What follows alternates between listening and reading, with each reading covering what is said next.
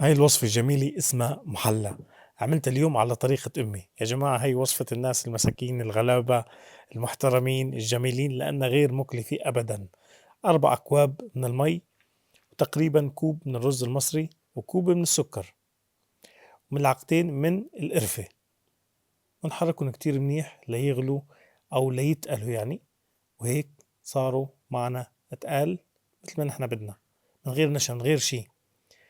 راح نحطهم ببايركس، نحط عليهم شوية جوز هند. هيك كنا نحط قبل يعني شوية جوز هند وجوز لو كان موجود، ورشة هيك من الورد الجوري المطحون، وأكلتنا بتكون جاهزة. جميلة جدا وطيبة جدا جدا جدا. بتمنى تجربوها، ولو عجبتكن شاركوها، ولا تنسوا تعملوا لنا متابعة. صحتين وعافية.